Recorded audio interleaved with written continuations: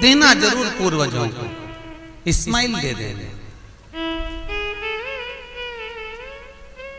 लोग कहते हैं ये 16 दिन अच्छे काम नहीं करना चाहिए, 16 दिन ये मत लो, 16 दिन वो मत लो। कौन सी पुराण में लिखा है? एक बार मुझे वो पुराण जरूर बताना कि 16 दिन ये सामान मत खरीदना, 16 दिन ये चीज मत लेना। क्योंकि शिव महापुराण में और शास्त्रों में वर्णन आता है कि 16 दिन श्राद्ध के हैं, ये पूर्वजों के हैं। आप पूर्वजों का नाम लेकर अपने पितरों का स्मरण कर कर तुम्हारी मर्जी पड़े वो खरीदो, तुम्हारी मर्जी पड़े वो लाओ, पर सबसे पहले उन पूर्वजों को सम्मान पूर्वक वो वस्तु समर्पित कर दो कि आपकी है, आपको संभालना है, आपने दी है, आपके द्वारा आई है। पूर्वज खुश होंगे। तुम्हें बढ़ता हुआ देखकर तो पितर खुद आशीर्वाद देते हैं। कौन माँ होगी जो अपने बच्चे को बद्दुआ देगी? कौन पिता होगा जो अपने बच्चों को बद्दुआ देगा? अगर माता पिता अपने बेटे को गाली भी देते हैं, बद्दुआ भी देते हैं, तो बाद में रोते हैं, आंख में से आंसू निकलती है। एक माँ अपने बेटे को चिल्ला देती है तो बाद में रोती है। अगर माँ अपने बच्चों पर हाथ उठा देती है तो बाद में रोती है। तो क्या मरने के बाद पितर तुमको बद्दुआ देंगे? नहीं, पितर आशीर्वाद देते हैं। बस इतना जरूर कहते हैं कि मैं छोड़ कर गया था रे, मैं तुझे देकर गया था रे, मुझे भूल क्यों गया? तू थोड़ा देता क्यों नहीं है? मेरे को अन्न का भाग देता क्यों नहीं है? बस वो याद करते हैं, वो आपसे मांगने की, क्योंकि आप उसके पुत्र हो, आप उसकी संतान हो, आप उसके वंश के हो, आपसे ललकता है उसको, किसी दूसरे से नहीं।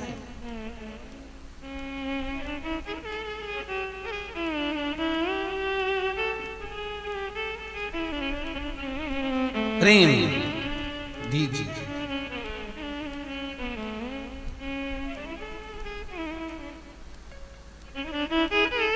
भले कोई किस भाव से आए उसका आदर हो, उसका सम्मान। कई लोगों का प्रश्न होता है, गुरुजी हम 4 भाइयों का परिवार है, पर पितृ दोष मुझ पर ही क्यों आ रहा है? मैं ही क्यों तकलीफ भोग रहा हूं? मेरे को ही क्यों कष्ट आ रहा है? मेरे ही क्यों पांव दुख रहे हैं? मेरे घर में क्यों ऐसी परेशानी आती है? सबकी सब तो सुखी है। ध्यान रखना, पितरों का जिससे लगाव होता है और जिसको पितरों ने दिया होता है, पूर्वजों ने दिया होता है, भगवान ने दिया होता है, लालसा उसी से होती है। भीख मांगने वाला, भिक्षा मांगने वाला भिखारी भी होता है, भिक्षुक भी होता है। तो गाड़ी देख लेता है कि 4 व्हीलर गाड़ी से आया है तो सेठ जी 10 रुपया देगा। कोई पैदल जाता है तो भिखारी भी सोचता है बेचारा क्या देगा, उसके पास तो खुद नहीं, पाँव में चप्पल नहीं पहना है, फिर भी हाथ फैला देता है कि दे दे तो ठीक है, नहीं तो कोई गाड़ी वाला तो देगा ना मुझको। उसी तरह घर के पूर्वज, घर के जो आहूत होते हैं, घर के जो पितर होते हैं, घर के जो वासुक होते हैं, घर के जो पूर्वज होते हैं, आशा उसी से लगते हैं जो दे सकता है। जिसके पास है ही नहीं उससे क्या आशा रखेंगे? जिसके पास कुछ है ही नहीं उससे आशा रखना क्या?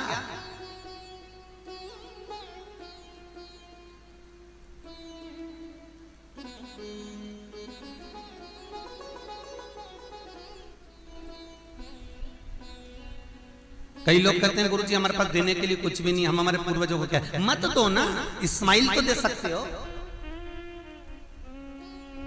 जिस दिन तुम्हारे पूर्वजों का श्राद्ध है, तुम्हारे पास में खिलाने के लिए अन्न नहीं है, तुम्हारे पास देने के लिए दान नहीं है, तुम ब्राह्मण को घर में नहीं बुला सकते, कोरोना महामारी चल रही है, तुम कुछ भी नहीं दे सकते, तुम्हारे पास देने के लिए वस्त्र नहीं, आभूषण नहीं, कुछ भी नहीं, मत दो। निवेदन है बस चेहरे पर प्रसन्नता रखकर, एक निवेदन है कि चेहरे पर प्रसन्नता रखकर उस दिन अपने पूर्वजों को याद जरूर करना और कह देना कि आप ही का दिया हुआ है जो हम खा रहे हैं, हम पर करुणा करना, हमारे पास कुछ भी नहीं है। डब्बे में से गुड़ या शक्कर निकालकर अरे गैस को लाइटर से जलाकर उसकी अग्नि में छोड़ देना, पर 2 दाने शक्कर के छोड़ना जरूर, जिससे वो जीवात्मा दरवाजे पर आकर भूखी ना जाए, उसके मुख में कुछ तो चला जाए और वो जीवात्मा तुम्हें आशीर्वाद दे जाए। तुम्हारे पास कुछ ना हो तो इतना तो दे सकते हो साहब, इस्माइल तो दे सकते हो, प्रसन्नता तो दे सकते हो, मीठी वाणी तो दे सकते हो, अपने पूर्वजों को याद तो कर सकते हो, अपने इष्ट को याद तो कर सकते हो, जिसने दिया है उसका गुणगान तो गा सकते हो।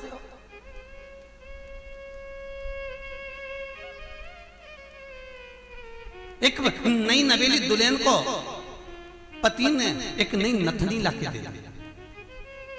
कबीरदास जी लिखते हैं, नथनी दी यार ने तो दिया बखान।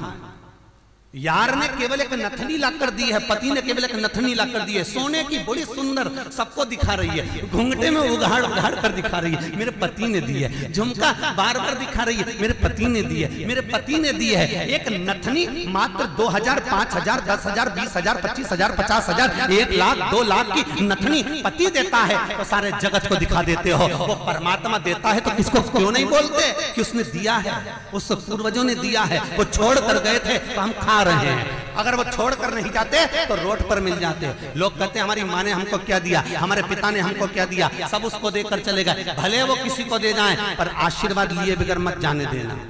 भले वो कितना भी पक्षपात करें, भले वो कितनी भी बेईमानी करें, भले वो कितना भी कपट करें, वो सारी जायदाद उठाकर किसी को भी दे दें, पर उन माता पिता का सम्मान जरूर करना, क्योंकि वो मरते मरते आशीर्वाद जरूर दे जाएंगे कि मैंने तुझे कुछ नहीं दिया, ले मैं तुझे आशीर्वाद देता हूँ। और तुम्हें आशीर्वाद मिल गया तो तुम निहाल हो गए। वर चाहिए, आशीर्वाद चाहिए, धन दौलत नहीं। श्राद्ध पक्ष की कथा कहती है, ये श्राद्ध पक्ष का जो वर्णन गरुड़ पुराण में कहा गया कि जीवात्मा सबसे पहले जाती है तो घर पर जाती है, जैसे जट्ठा और मट्ठा की कथा।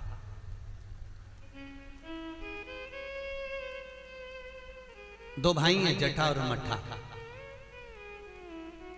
दोनों साथ में रहते थे, पर इनकी जो धर्म पत्नियां थीं आपस में कुछ भेदभाव हो गया, दोनों अलग अलग हो गए। जट्ठा बहुत धनपति था, मट्ठा थोड़ा सा गरीब था, दोनों अलग अलग रहे।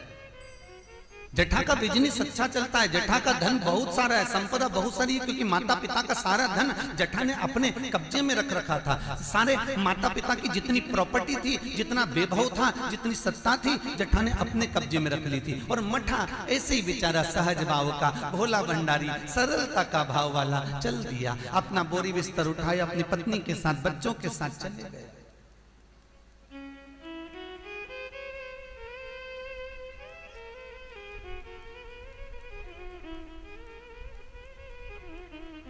सोलह दिन श्राद्ध किया गया।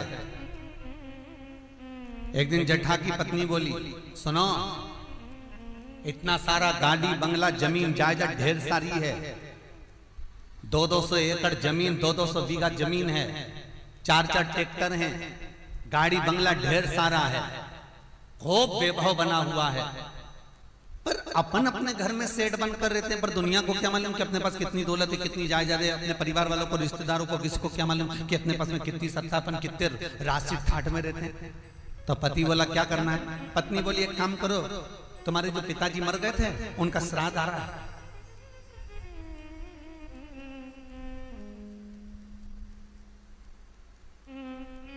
तुम्हारे जो पिता चले गए थे उनका श्राद्ध आ रहा है, एक काम करो, अपन अपने पिताजी का श्राद्ध रख देते, और श्राद्ध रखेंगे तो मेरे मायके वालों को और आपके पूरे परिवार वालों को, जो आपके रिश्तेदार हैं, मित्र हैं, दोस्त हैं, और मेरे मायके वाले, मेरी सहेलियां, मेरी बेस्ट फ्रेंड, सबको बुला ला, और उनको बड़े प्रेम से अपन भोजन करा देंगे। इतने में जट्ठा बोला कि भोजन बना तो खिला तो देंगे, पर भोजन बनाएगा कौन, इतना सारा फैला हो जाएगा, उठाएगा कौन। इतने में तुरंत जट्ठा की पत्नी बोली, वो देवर और देवरानी क्या करेंगे, बाप तो उनका भी था, पिता तो उनका भी था, वो आए देवरानी, और देवरानी आकर भोजन बनाए और देवर आकर बर्तन मांजे। चलो निमंत्रण सबको देने जा रहे हैं तो उनके घर भी चल जाए। आवाज लगाई, मट्ठा, अरे ओ मट्ठा।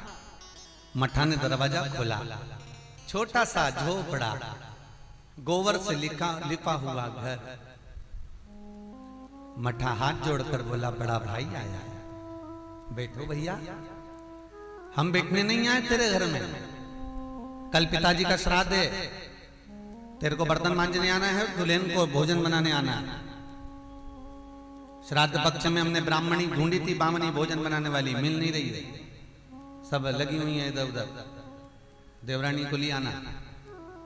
भाभी हम आ तो जाएंगे, पर निवेदन इतना सा है कि पिताजी का श्राद्ध है, तो मन कर रहा है कि हम थोड़ी सी धूप छोड़ दें, इसके बाद आ जाएंगे। इतने में तुरंत भाभी बोली, सुन रे मठा, आना हो तो सुबह जल्दी आना, क्योंकि रखे हुए बर्तन कौन मांजेगा, भोजन कौन बनाएगा। इतनी देरी से आना है तो केवल क्या खाने आ रहे हो? आने की जरूरत नहीं है, तुम दोनों की जरूरत नहीं है मेरे को, मत आना तुम। छोड़ दिया। जेठा गया, अपने ससुराल वालों को बुला लिया, मायके वालों को बुला लिया, सबको बुलाया। पितृलोक से जिसकी तिथि होती है, पितरों के भगवान जिनका नाम है आर्यमा स्वामी, कौवे पर बैठकर जिसकी तिथि होती है, उस तिथि के जीव को कौवे पर बिठाकर आर्यमा स्वामी लेकर आते हैं, और जिसकी यहाँ श्राद्ध होती है उसकी छत पर कौवा छोड़ते छोड़ते जाते हैं। इसलिए हिंदू धर्म में श्राद्ध में कौवे का बड़ा महत्व होता है, क्योंकि पितरों के देवता आर्यमा स्वामी कौवे पर बैठते हैं, और उसी कौवे पर हमारे घर के जीवों को लेकर आते हैं। और सबसे पहले वो जीव कहां जाता है श्राद्ध पक्ष में? बहुत ध्यान से सुनना गरुड़ पुराण का ये चरित्र। सबसे पहले वो जीव कहां जाता है? जो घर का सबसे पुराना घर होता है, जहां पर घर का बड़ा बेटा रहता हो, जहां पर घर का पुराना मकान हो, पुराना घर हो, वहां वो जीव जाता है। 3 वृक्ष पितरों के तुल्य हैं। पहला पीपल, दूसरा बट वृक्ष, तीसरा बेलपत्र का वृक्ष। बेलपत्र का वृक्ष कभी अनायास श्राद्ध पक्ष में आप कुछ भी ना कर पाए, कुछ भी ना कर सकते हो, तो एक पत्ते के ऊपर कोई सा भी पत्ता ले लो, चाहे पान का ले हो, कोई पीपल का ले हो, कोई भी पत्ते के ऊपर एक पुड़ी, थोड़ा मीठा थोड़ा नमकीन रखकर अपनी कामना कर कर अपने पूर्वजों के लिए इन 3 वृक्ष के नीचे 16 श्राद्ध में किसी भी एक दिन आप वो भोजन को रखकर आ जाइए। अपनी कामना कर कर सुख का अनुभव होगा, पितरों को शांति मिलेगी। एक जट्ठा और मट्ठा की कथा हमने पहले कही है, वो भी हमारे पेज पे डली हुई है, आप उस पे से निकाल कर सुनना।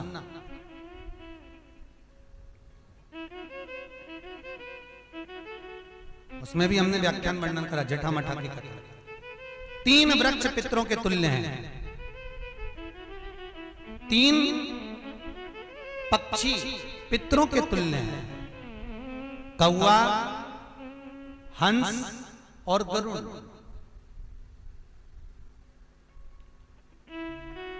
एक कौवा और एक श्वान, कुत्ता, ये 2 ऐसे होते हैं जिनको 20 मिनट पहले, आधे घंटे पहले, 1 दिन पहले, 24 घंटे पहले, 48 घंटे पहले क्या होने वाला होता है, कौवे को और श्वान को भान हो जाता है। क्यों? क्योंकि ये यमलोक में जहां यमराज निवास करते हैं, श्वान और कौवा उस स्थान का भाग ग्रहण करते हैं, और इनको ये ज्ञान पूर्व से यमराज से प्राप्त होता रहता है, पूर्वभान होता है, प्राप्त होता रहता है। एक कौवा एक श्वान, कोई घटना घटने वाली होती है तो कुत्ता रोने लगता है, कोई घटना घटने वाली होती है तो कौवा आकर बैठ जाता है, कोई आ रहा है तो कौवा आएगा, कोई भाव सूचक है तो कौवा आकर बैठेगा। दरवाजे पर कैसे, उसका भी भान है, अटारी पर कौवा कहां बैठा है, दरवाजे पर कौवा कहां बैठा है, किस स्थान पर कौवा विराजमान है, उसका भी भाव हमारे शास्त्र में वर्णन है। 3 पक्षी, 3 वृक्ष पितरों के तुल्य हैं। पक्षियों में कौवा, हंस और गरुड़, ये पितरों के तुल्य। जो अधोगति में मर जाते हैं, जिनको पिंड नहीं मिलता, तर्पण नहीं होता, ब्राह्मण का भोज नहीं मिल पाता, जो मर जाते हैं, जिनका अंतिम संस्कार तक नहीं होता, जिनकी गति बिगड़ जाती है, ऐसे जीव कौवे के अंश में प्रकट होते हैं, जो पूर्ण फल लेकर जाते हैं। पितृलोक में जगह नहीं होती, बैकुंठ में जगह नहीं होती, कहीं अगर जगह नहीं है देवलोक में, तो इनको कौवे के अंश में, गरुड़ के अंश में या हंस के अंश में डाल दिया जाता है। महाराज फिर अगला वर्णन किया, 3 पशु, कुत्ता, गाय और हाथी, ये पितरों के तुल्य होते हैं। शिव महापुराण की कथा कहती है, अगर श्राद्ध पक्ष में गया नहीं जा सकते, तो गाय के मुख में गयासुर ने वर दिया था कि गाय के मुख में अगर कोई गया नहीं आ पाएगा, तो गयासुर 16 दिन गाय के मुख में निवास करेगा। और गाय के मुख में श्राद्ध के समय पर अगर कोई रोटी देगा, श्राद्ध के समय पर जो भाग देगा, उसको गया जी में पिंड करने का पुण्य फल प्राप्त होगा। ये गयासुर का वर गौ माता के लिए था। तो गाय के मुख में 16 दिन तक गया क्षेत्र का पिंड का भाग प्राप्त होगा। कुत्ता, गाय और हाथी। स्वान को रोटी क्यों देते हैं? क्योंकि स्वान पितरों को अपना भाग प्रदान कर देता है। स्वान रखता नहीं है, चुका देता।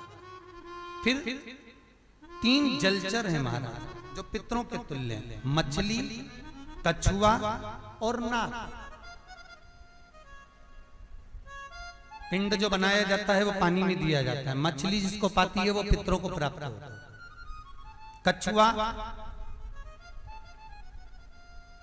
श्रावण के इस 16 श्राद्ध के अंतर्गत कछुआ यदि आपके दिए हुए भाग को पा लेता है, तो वो जीव उसी समय पर तर जाए। और महाराज नाग, वो भी पितरों के तुल्य माना। इन 3 पितरों के क्रम का वर्णन किया गया है।